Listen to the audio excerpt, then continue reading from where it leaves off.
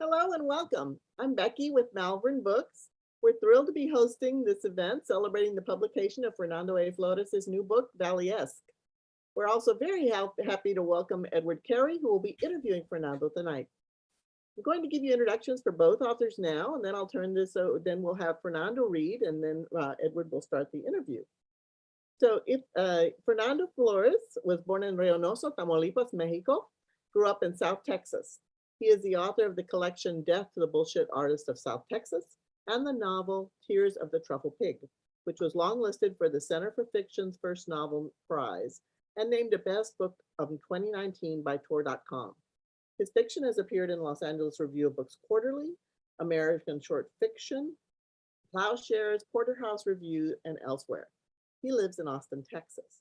Our interviewer tonight is Edward Carey. Edward Carey is a writer and illustrator who was born in Norfolk, England. He is the author of the novels Observatory Mansions and Alva and Irva, the twins who saved a city, and of the Y.A. Earmonger trilogy, all of which he illustrated. His novel Little has been published in 20 countries, and his most recent novel is The Swallowed Man, which is set inside the belly of an enormous sea beast.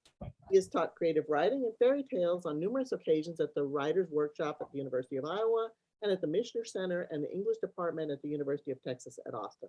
He currently lives in Austin, Texas. Fernando, take it away with your reading, please. Thank you very much, everybody, for being here tonight. And thank you, Becky, for that lovely introduction. Thank you, Edward and Joe and everyone who is joining us tonight. Thank you for making it out. I'm going to read the first story in the collection. It's called Queso. Watching the news on television, Marcos yelled, "That anchor's face ain't real," and hurled an empty glass. The glass bounced off the TV screen and curiously neither shattered. Pissed as hell, he walked to the kitchen and brushed his teeth over the sink. It rained as he got on the bus, and Marco scanned his found student ID to let him ride for free.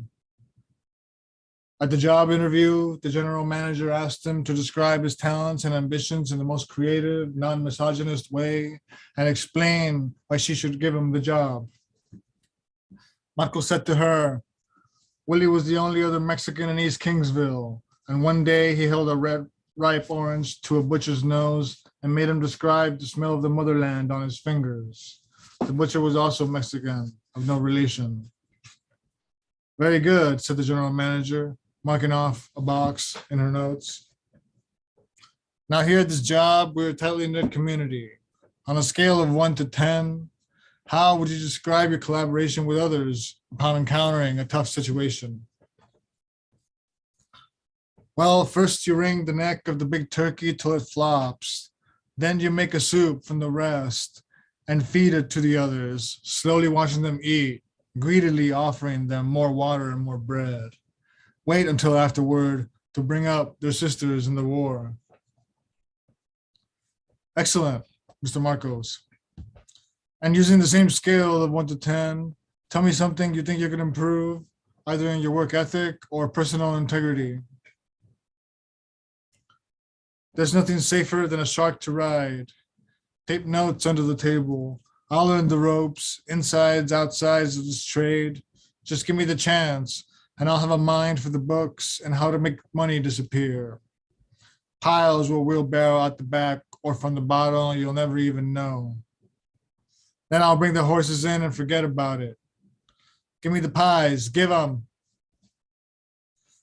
All right, Mr. Marcos, looks like we got what we need. Thank you so much for the opportunity to interview you. We'll get back to you by the end of the day. When the boss read the application, he thought out loud to himself, all I want is to have a place where anybody can just walk right in and order a bowl of melted cheese.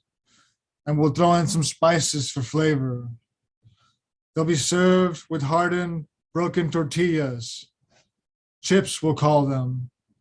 And people can dip the hardened tortilla chips into this melted cheese when they're having a good time. We'll call the cheese queso.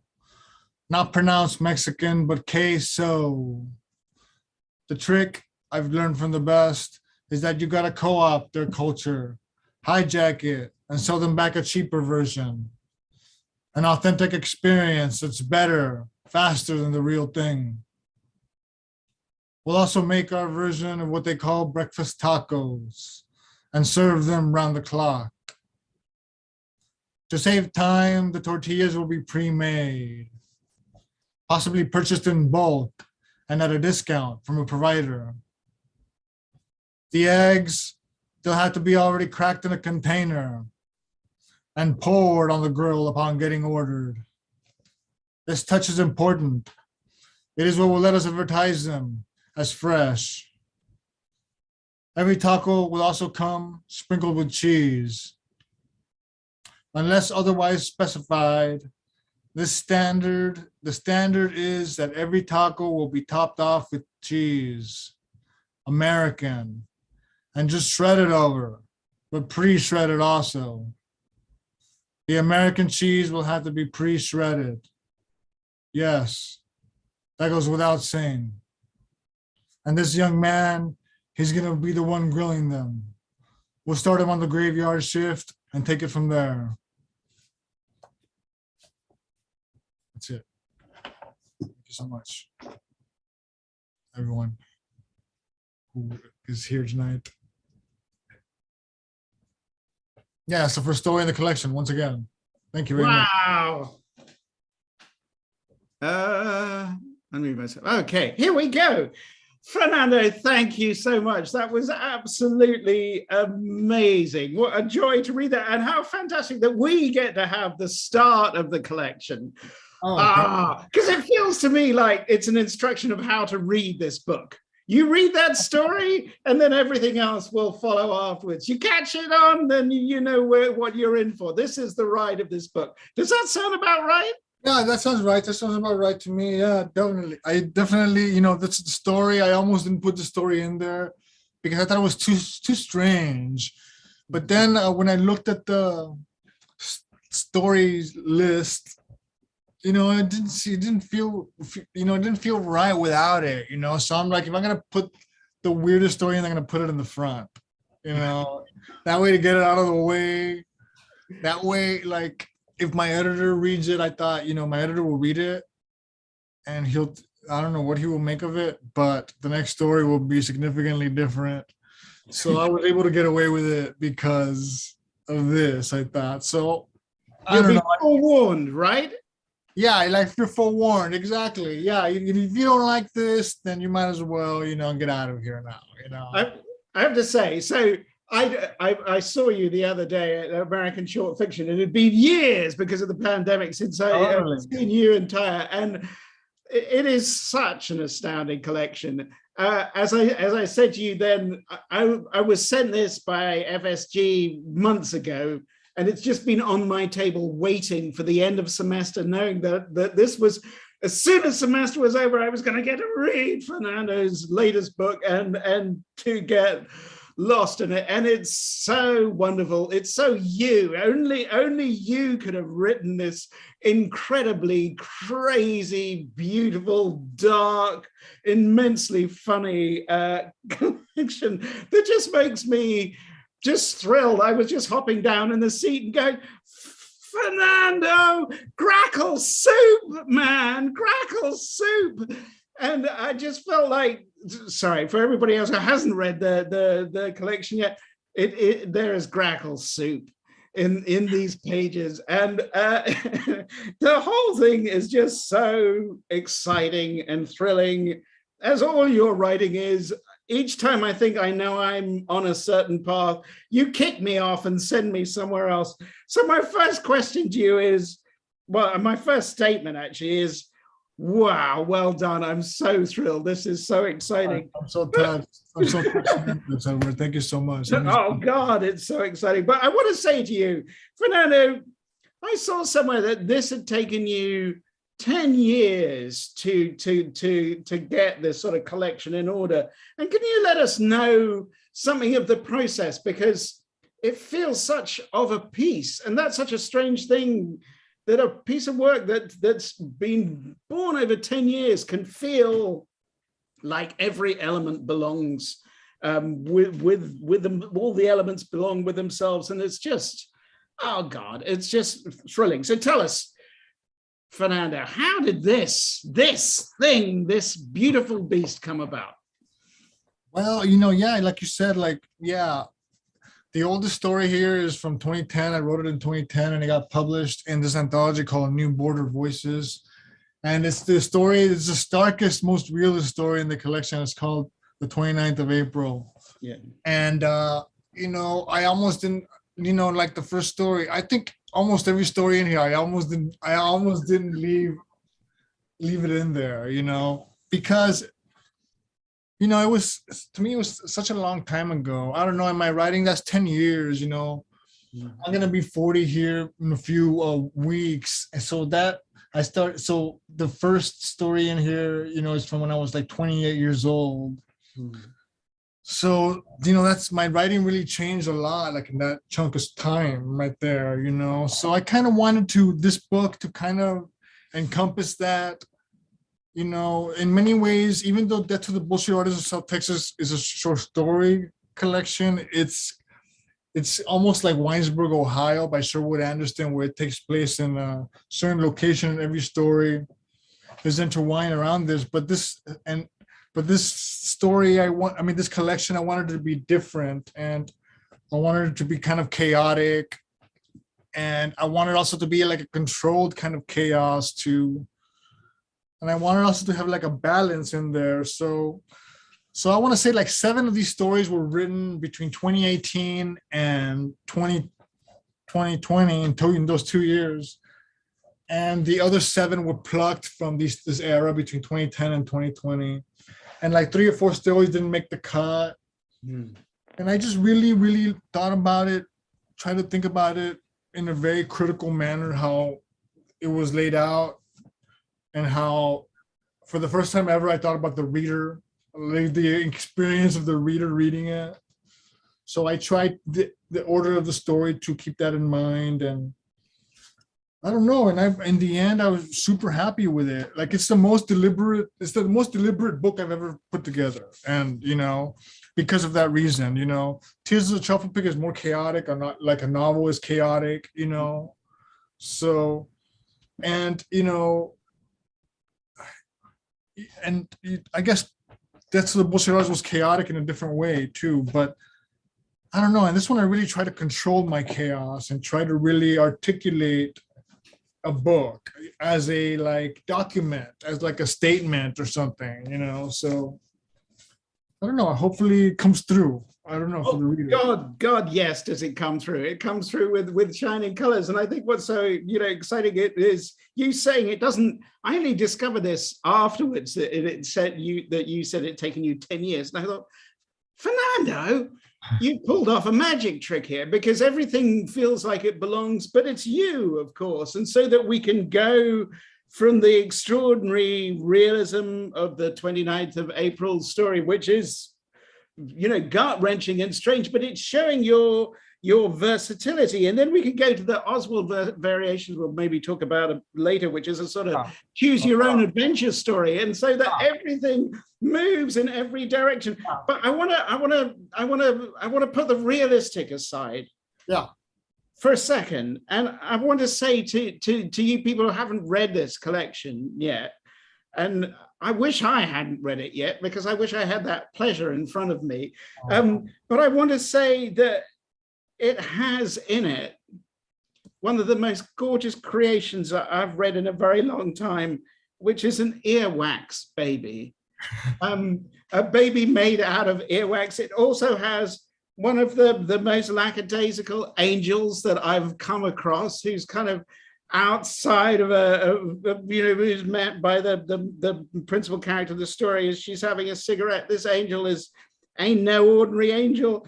We have possums that are elected to govern in this story, and we have mountains of clothes that move.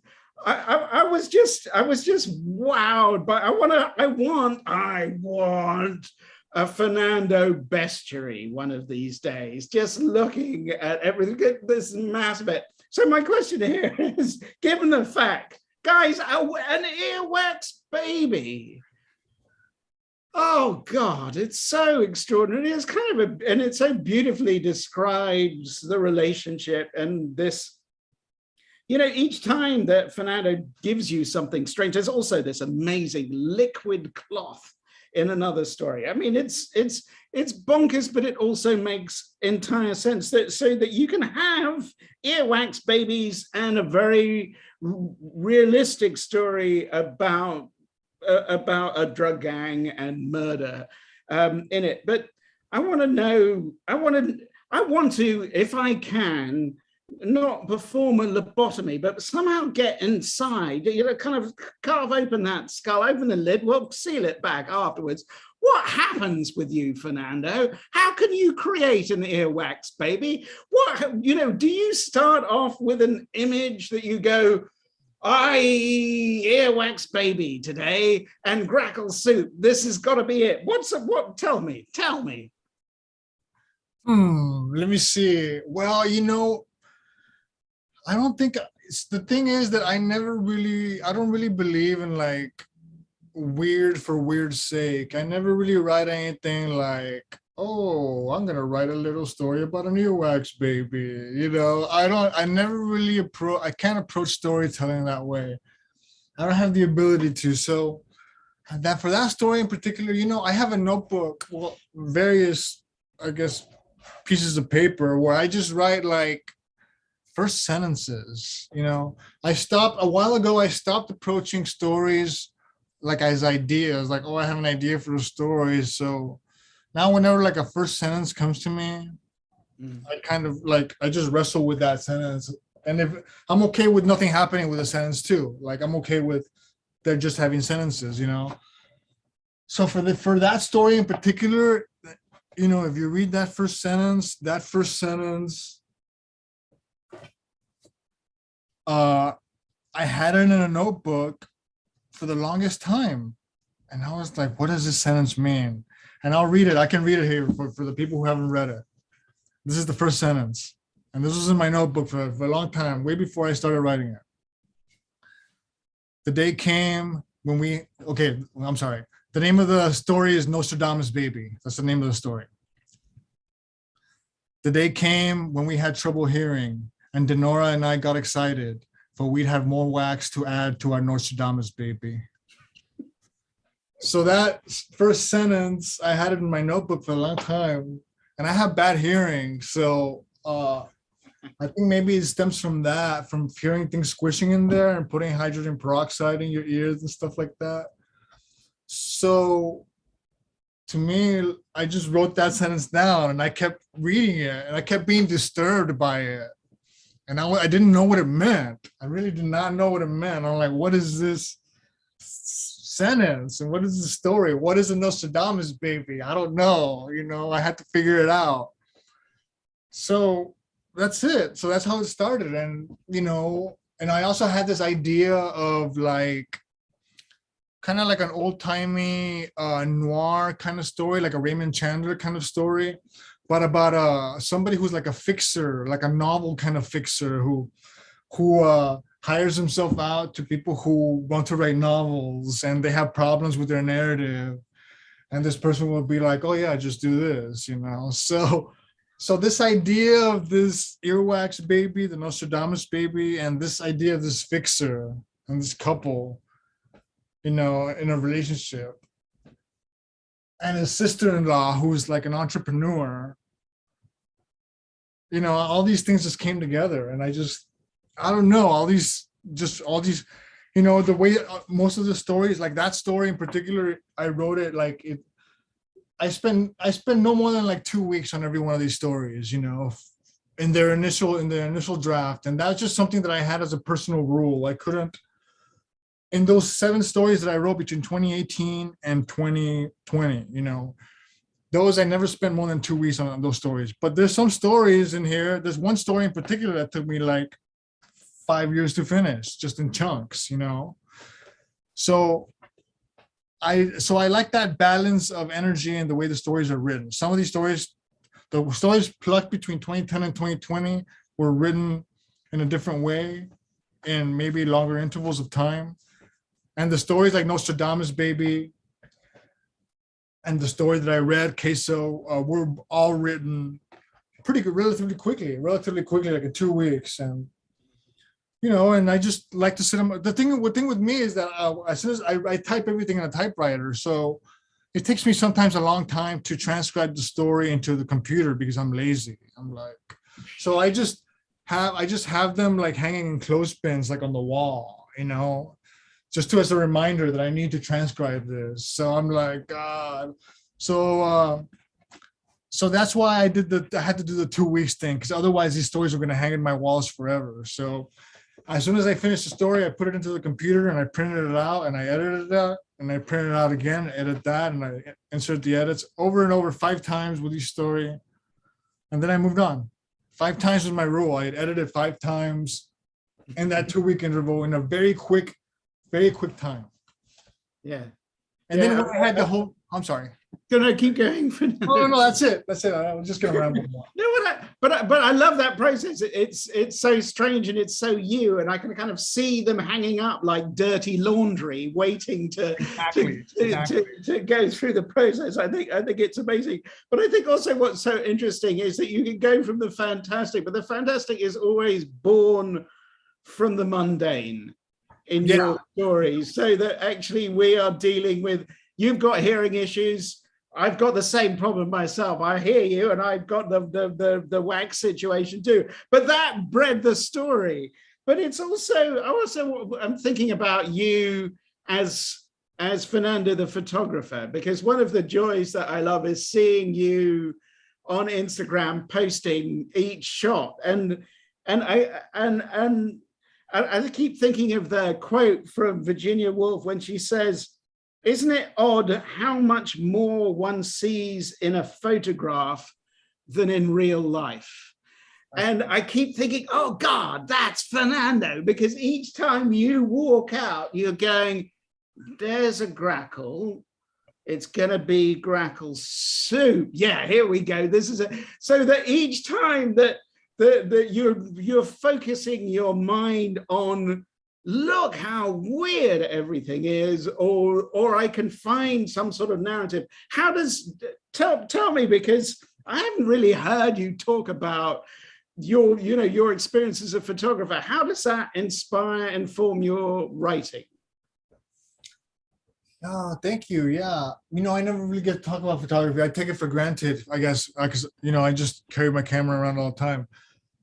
But, I guess the way I articulate it now, and it's the way that I approach the stories too, the way I approach photography, it is collaborating with the material that is already there. That's what photography is, like collaborating with the material that exists in front of you and how you can capture that moment. And that's exactly how, like when I was talking about that first sentence that was just haunting me, that Nostradamus Baby story, like I was like, what is it about the story? How can I collaborate with the story? What is this first sentence trying to tell me about life and about, literature, writing? I try to really wrestle with it. And then if I find something that clashes with it, like I said about this fixer narrative, to me, that's interesting, putting 2 images, 2 narratives that wouldn't normally be together and putting them together and seeing how that works. And so my photography, like, I was lucky enough to start taking photographs before everybody had a camera on their phone. So I've been around to witness how people's reactions in the street change with photography. So my photography between 2005 and 2010 is a lot of street oriented, with people oriented faces in the streets. And since then, like, I kind of shifted away. And in the last 5 years, I mostly just take pictures of, like, I kind of make fun of, like, I say, like, I take a piece of like street cats and trash, pretty much, street cats and trash in the street, especially here in Austin, Texas. There's always couches in the curb and all kinds of crazy stuff. And I like to document. There's something about, we take it for granted. We take these fleeting couches on the curb for granted, and I want to, it's something interesting about that, that storytelling. I don't know, the storytelling in the background of our lives. So I guess that is my relationship to both of those things. And also, when I was first writing, I just working and going to, and you can't write all the time. You can't be reading all the time. So on my way to, it give me, I trick myself into thinking that I'm being creative. Even if I don't take a photograph, if I have my camera with me, I'm still have the opportunity to take a photograph, to be creative, I guess.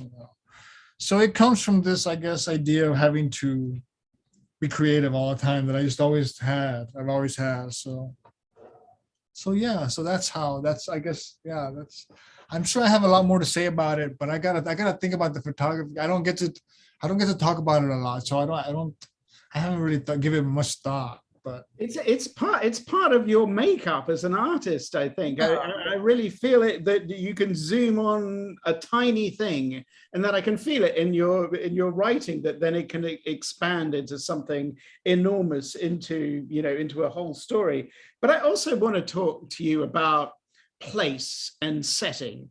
Yes. It's called Valleyesque, and you mean the Rio Grande Valley, and do you? And I'm also thinking of the darling truffle pig, and all your writing, and kind of connecting it all together with borders and borderline and borderlands, that sort of that we have so much in your writing, that there is a possibility that anything can happen. So I love this collection so much that we can have a really realistic story on the set in the sort of borderland, and then the sort of craziness.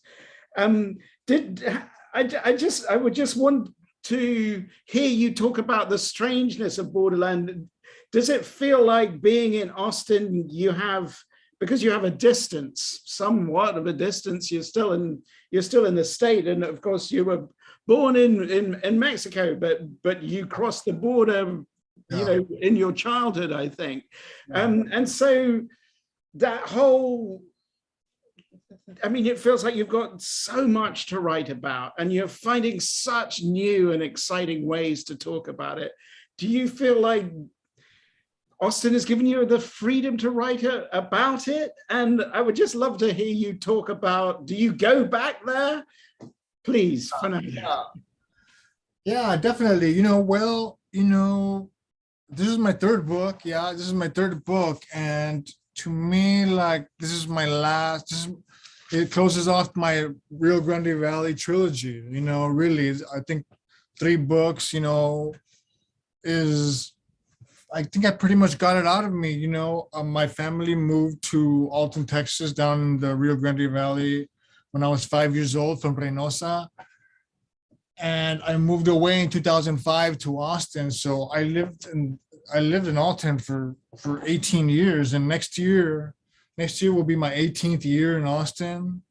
So it would be, I've been away. I'd be away just as long as I was there now. So I'm like, 3 books. I feel like I got it out of me. I feel like I did what I wanted to do with every one of my books about South Texas. I feel like I covered the landscapes I wanted to cover already. And I feel that I did it in my own way, I guess, in a way that I can be happy about it, And so I feel happy that with my, I guess, contribution, with my modest contribution to border literature, Rio Grande Valley literature, Mexican American literature, whatever you want to call it, American literature. So I'm happy with that. My father and my little sister still live in McAllen. They both live in McAllen, and I hardly go visit anymore. I don't get a chance to a lot, really. So this is my last. So for this, I'm comfortable. With this being my final in the border trilogy, in my unofficial border trilogy of books. if I ever write about the border again, it'll be different. It'll be different. It'll be maybe like I don't know. I kind of like toy with the idea like in the future writing like a horror kind of Western, like a late 19th century kind of piece. And if I do it, it'll be something like that, not really like modern era, but that's still hypothetical if I will ever do it, you know. But so yeah, you know, and it's called Valleyesque. I don't know if this was part of your question, but it does have to do with the geography. You did mention that it was called Valleyesque, yeah.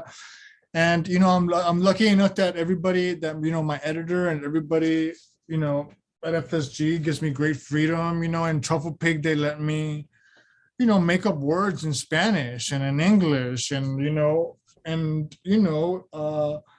and use other words, I guess, reattribute the meaning of certain words and use it within the narrative. And I've always wanted to, you know, when I was younger, I always toyed with the idea of having a made up word as a title, you know. So I'd never heard anybody say Valleyesque or use the word. So, you know, I used it, you know. So I thought it was I thought about words like Kafkaesque or like Fellini-esque, you know, and how these, you know, you say Fellini-esque, but you don't really mean like Italian, you know, you mean like this feeling that is like a weird feeling, and everybody uses it kind of in their own way. It's saying something with Fellini-esque or Kafkaesque, you know, maybe terms that are overused, but I wanted to kind of take that kind of weirdness that those terms have and kind of use it for this weirdness that I didn't have a word for, and that I really didn't have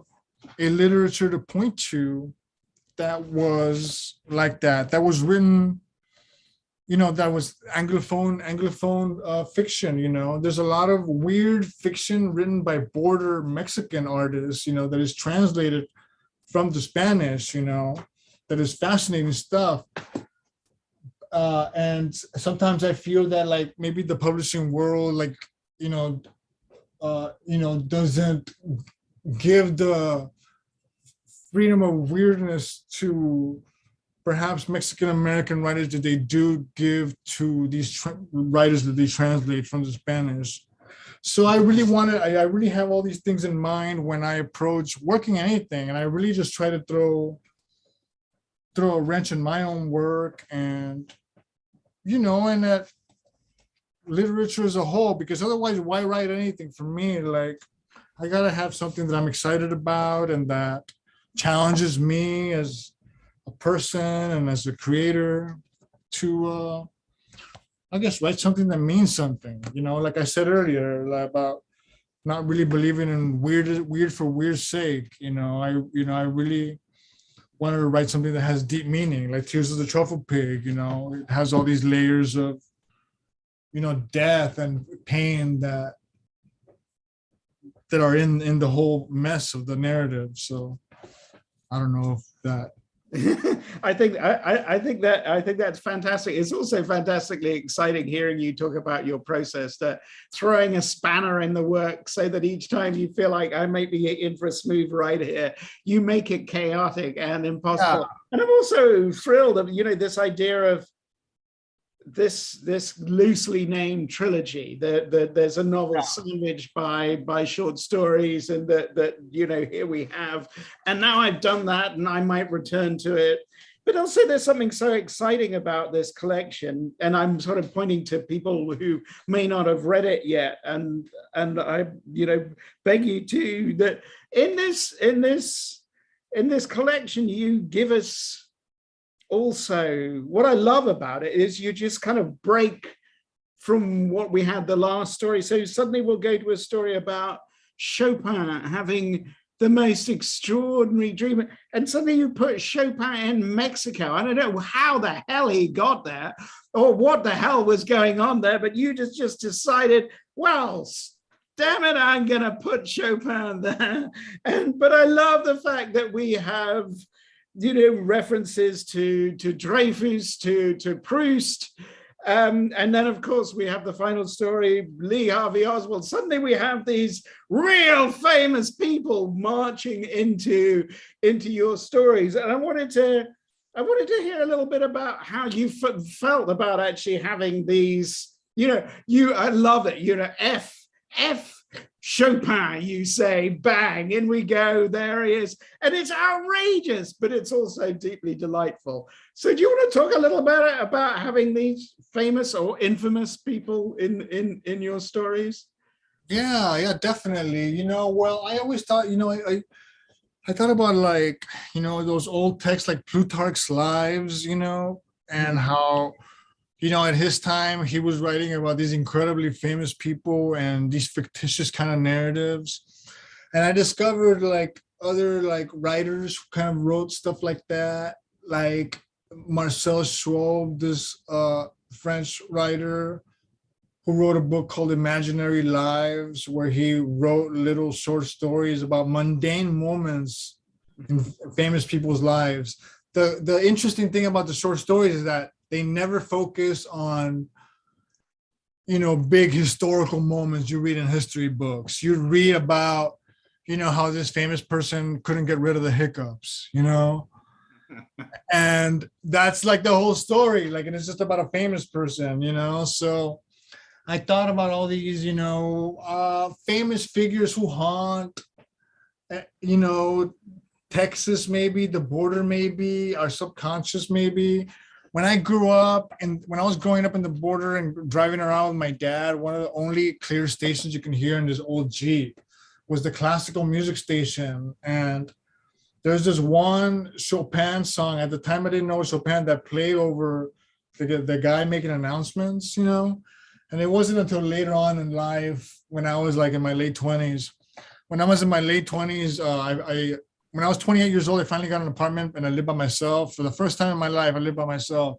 I didn't own anything, but I had a little stereo and a little computer, and I just download music illegally. And I'd burn them on CDs and I'd play it. And at a certain time, I was like, I don't know anything about classical music. I'm gonna try and teach myself classical music, And I did the same thing with different subgenres of music throughout my life, So I downloaded Chopin, like Arthur Rubinstein playing Chopin's nocturnes, and his everything he recorded that Chopin wrote for the piano. And so at the time I was listening to the nocturnes a lot, and I just thought, and all this border violence was like at the height, happening like around 2009, 2010, 2011. And most of my family lives in Reynosa still and is in the border. So at the time, like I was taking in a lot of this border violence media and listening to Chopin. And I just thought, wouldn't it be funny? And it's a weird kind of, I don't remember about my like train of thought at the time, but I remember just writing that first scene where Chopin just wakes up in Ciudad Juárez. And I'm like, I don't know what it is. I wrote the first page, and at the time, I had a roommate. I rented my extra room sometimes when I was in hard times, when I was going through hard times. And my roommate at the time was a bartender, and I was a barista, so we'd never see each other.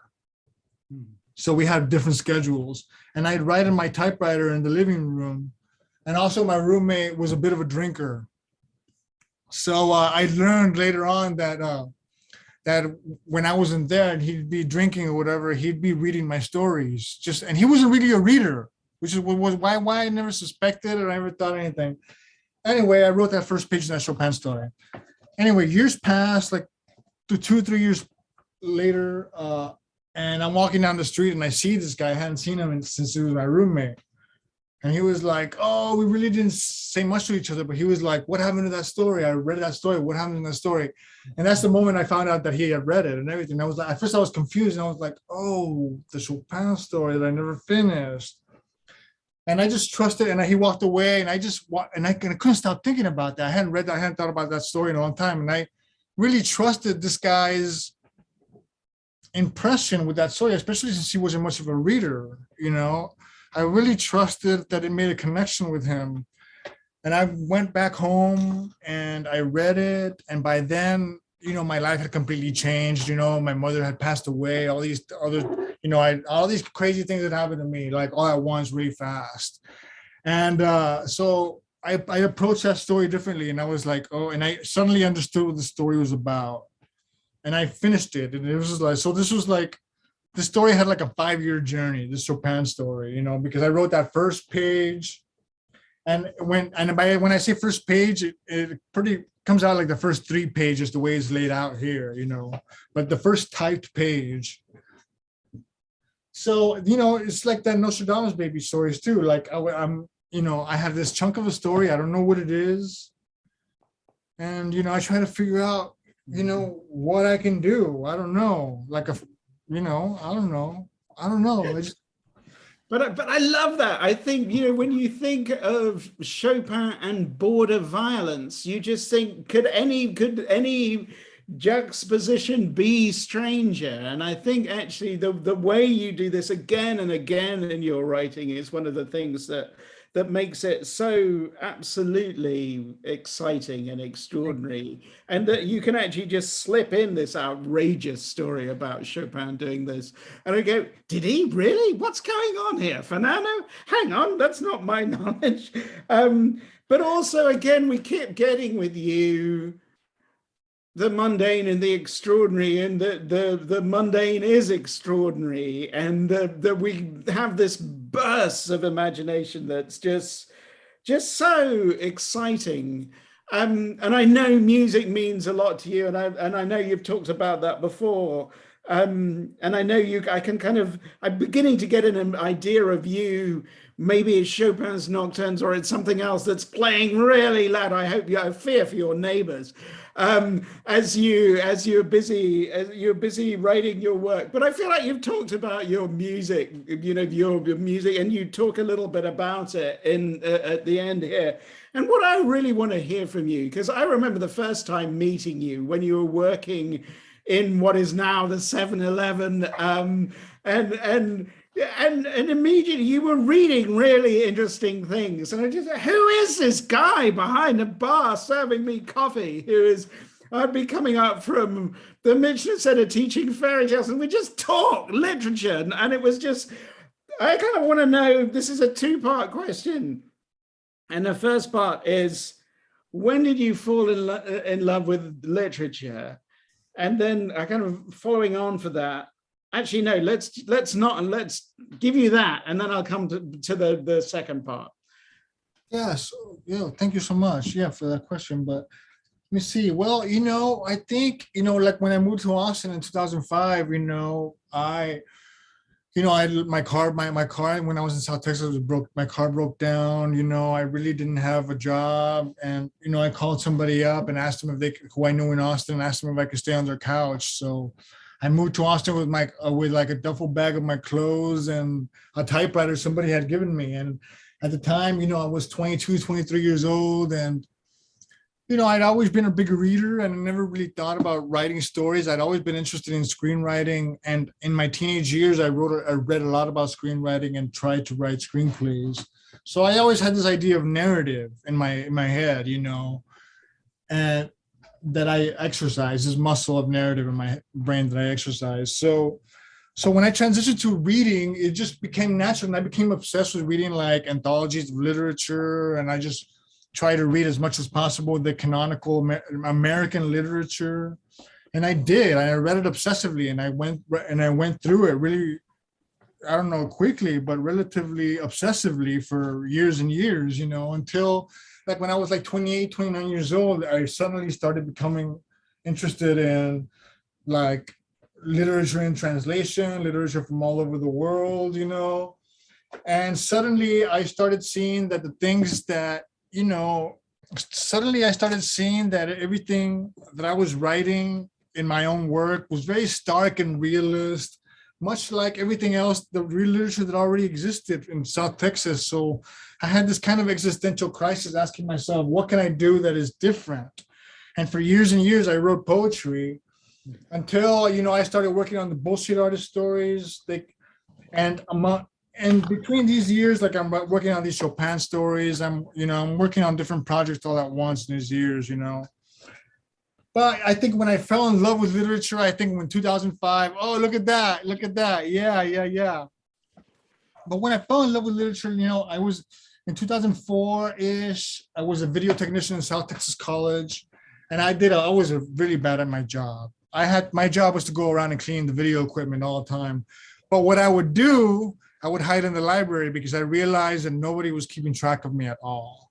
I realized that none of my bosses ever even asked me what I was doing or what I was supposed to do at all. Nobody asked me anything ever for months and months.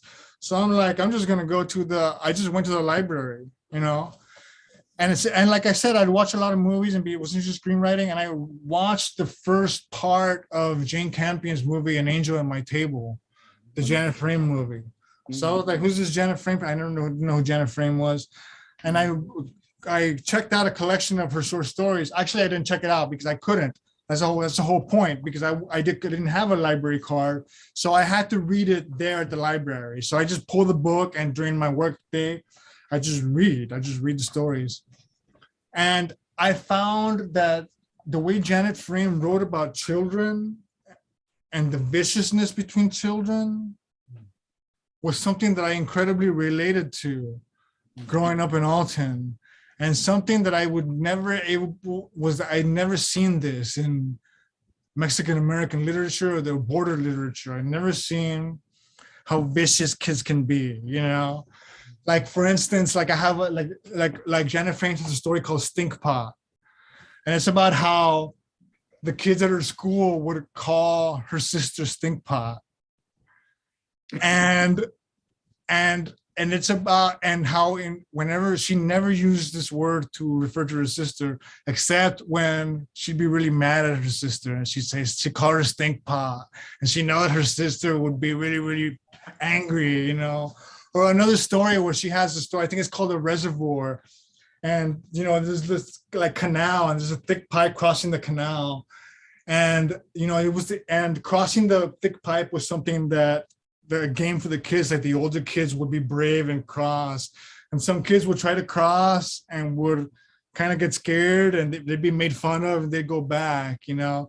So this game and the viciousness in this game was something that I related to, because that very same thing is something that me and the kids growing up in my neighborhood did in this canal. We'd cross this canal, and it'd be like a rite of passage for kids. So for the first time, I had this connection with people, like with this New Zealand author who I had no idea, you know, I don't know anything about New Zealand. I didn't know anything about anything, but all of a sudden I had this connection with an author I didn't know anything about, from a place in the world I didn't know anything about. But there's something about her stories that I saw within my community and within my people. And suddenly I saw, like, oh my God, I can tell these kinds of stories. I know how to approach stories like this, you know? So that's when I guess I fell in love with literature, when I realized that I could do something like that. And when somebody gave me a typewriter, I realized that this is something that I could do, that I don't have to depend on anybody. You know, I don't have to depend on anybody. Like if I want to make a movie, I need an actor, I need a camera, I need lights. You need all these things, you know. If I want to be an illustrator, I need talent. I didn't have a visual talent at all, you know. But I realized that if I really read obsessively and if I wrote obsessively, I could teach myself to write, you know. And even then, I didn't write, like when I was 20, I didn't even know tense. Like all my stories were like a mix of present and past tense. I had to learn that. I had to teach myself that, you know. God, that is so beautiful. I think just hearing that you sort of found that connection with writers and discovered that you were a writer that way, I just think that is so exciting, and it's also so genuine and thrilling. And I remember from first meeting you just talking about, you know, relatively obscure writers. I adore Janet Frame, and one of my favorite stories of hers is that This Is My Last Story, which is, you know, when she's, you know, seemed like she may be given a lobotomy. But I just love this passion of going, oh God, this is this connection, and that's all it takes, and that's all it needs. And from that, I become a writer. And not only are you, you know, one of the most extraordinary writers, but you're also one of the most extraordinary readers. Oh. And each time, I love when Malvern came to Austin. I just thought, hang on, what's going on here? What's happening? And then it was suddenly having access, we have great bookstores here, but suddenly we had access to all that other literature that's not so visible. And it was something that was so exciting and so profound, that so much work that is translated we don't get hold of. And now suddenly, because of Joe and everybody, we suddenly have access to all this extraordinary stuff. And also so early on seeing you there and just going, oh my God, it's sheer bloody perfection. Here is Fernando at Malvern and just talking about books, and the number of times actually going in and just talking to you about, what's new, Fernando? What have you found here? It's just so thrilling, and it just blows my mind because we can get so stuck as writers. We don't break it open and see new things. So my question to you, as someone who's inspired me enormously, not just by your own incredible writing, but also your incredible reading, and just by your super strangeness in the world, how has being in Malvern, being surrounded by all these books, stuff comes in from, some new publisher nobody heard of, comes in from Germany, and there are you and Joe and Becky jumping up and down about it. What's going on here? And it's so thrilling. So how's that influence, do you think, suddenly having to, you were in a library stealing time because you couldn't take it out, but suddenly you're in a bookstore where all these treasures are here all the time. How has that affected you, do you think? Oh, well, greatly, of course. I really didn't know anything about like the book industry before I started working at Malvern. I started working at Malvern in 2014. I didn't know the differences between independent books and like big press books. I didn't know, about distributors, really about small presses. I never really put together this kind of information in my head as a writer. I was like, the fool's journey. I had like the fool's journey of a writer. I really just stumbled upon it. I really had to learn things the hard way. But I guess everybody learns things the hard way in their own way, and it's great to be in touch. It's great to be in touch with what's out there. It's great to be in touch. It's great to find authors that you feel a kinship with, who are publishing out there, who are publishing interesting stuff. There's all kinds of great stuff always being published. A lot of people are very cynical and say that, they pretend like there was this golden age where, all these great stuff was publishing, and they talk about it like, like we're nowhere near that. But the reality is that some of the greatest books ever written have been written in recent years, believe it or not. You just gotta find them. And the cool thing is to just have them all there, and to be around them. And yeah, like you said, like before, we have a lot of great bookstores in the store, but none really carried consistently material like Malvern Books does. And it really, really, I wouldn't be the writer I am today without it. Really, I wouldn't have found. I remember one time you walked into the store for a split second. I think because you were in a hurry. You just walked in to grab a book that you needed for something and to leave. But you walked in, and when you were on your way out the door, you pointed to a book that was face out from across the room, and you said, "That's a great book." And you walked out. And I never even looked at the book myself. There's so many books to look at. I never paid attention to that book, but I immediately went to that book and I grabbed it, and I bought it that day. I'm like, okay, Edward said this book is great. I got to read this right now. So it's great to have that little moment, of literature, of exchanging recommendations and things like that, Yeah, it's beautiful, and just getting lost and giving yourself permission as a writer by finding those writers that can inspire you and push you somewhere else that you wouldn't have gone otherwise. So I've one final question, because we're at 8 o'clock now, and it's, I know you've written another bloody novel and you've sent it off to your people at FSG. Oh, yeah. And now you're saying it's not about, it's not set in your in the territory of your three other books. So could you give us a little hint about what it might be? Yeah, definitely. Well, yeah, I finished it last year. You know, it's weird. I wrote the first half of that book between 2015 and 2019. And then I wrote the second half of that book in like 3 months, in like 4 or 5 months last year. And I turned it in because I contractually had to turn it in a novel by September. So I was like, you know, it's an honor and a privilege to be contractually obligated to turn in a manuscript. So yeah, so my next book actually just takes place only a few hours north of the Rio Grande Valley in this small town called Three Rivers. I don't know if anybody out there is familiar with Three Rivers, Texas, but it takes place in Three Rivers as if it's this failed tech capital. And 50 years from now, and there's all these abandoned buildings, and there's just people who have been just left to live there with this expansive, empty city. And it's called Brother Bronte because within this world, it also takes place within this world. So much time has gone by that by now the books of the Bronte sisters are now all credited to their brother Brownwell.